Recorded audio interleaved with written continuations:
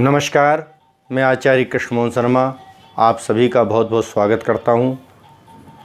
आज मैं आपके सामने जन्म कुंडली में स्थित छत्र योग के विषय में चर्चा करने जा रहा हूं। जन्म कुंडली में यदि कोई विशेष ग्रह, कोई विशेष योग यदि हों तो जातक का जीवन बड़ा सुगम हो जाता है, बड़ा सरल हो जाता है। और ठीक इसके विपरीत यदि किसी की जन्म कुंडली में कोई गलत योग बना हुआ है, कोई गलत योग बनाकर कोई ग्रह बैठे हुए हैं तो जातक परेशान हो जाता है और परेशान होकर वो अपने जीवन को बड़ी मुश्किल से व्यतीत कर पाता है। लेकिन जिस जातक की कुंडली में कोई अच्छे योग बैठे हों, कोई अच्छे योग बन रहे हों, तो वह जातक अपने जीवन में बड़ा सुख भोगता है, ऐश्वर्य भोगता है, संपन्नता उसके जीवन में होती है, बड़ा सम्मान पाता है वो अपने जीवन में।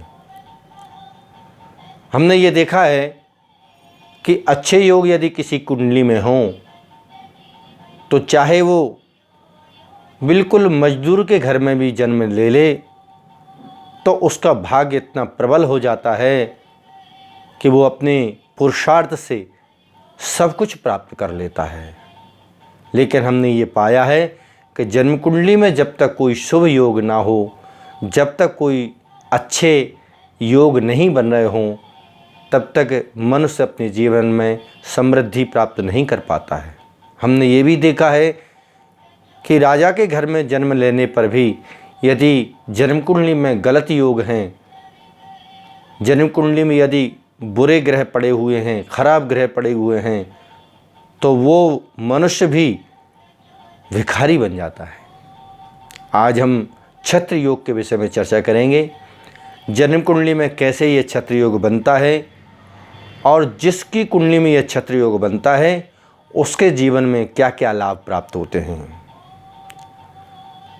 छत्र योग के विषय में कहा गया है कि सप्तम भाव से लग्न पर्यंत तक पूरे 9 ग्रह यदि बैठे हों, सप्तम भाव से लग्न तक, यानी सप्तम भाव में, अष्टम में, नवम में, दशम में, एकादश में और लग्न में यदि पूरे 9 ग्रह बैठे हों, बाकी दूसरे स्थानों पर कोई ग्रह नहीं गया हो, तो ऐसी कुंडली में जिसमें कि 9 ग्रह इन सप्तम भाव से लग्न पर्यंत तक यदि बैठे हैं तो उस कुंडली में छत्र योग बनता है। और छत्र योग जिस कुंडली में बनता है वह जातक उच्चाधिकारी होता है, उसके जीवन में बड़ा सुख होता है, उसके जीवन में बड़ा ऐश्वर्य होता है, उसके जीवन में बड़ी संपन्नता होती है, वह अपने परिवार का बड़ा अच्छे से भरण पोषण करता है। यानी कुल मिलाकर उसके जीवन में सुख की कभी कोई कमी नहीं रहती है।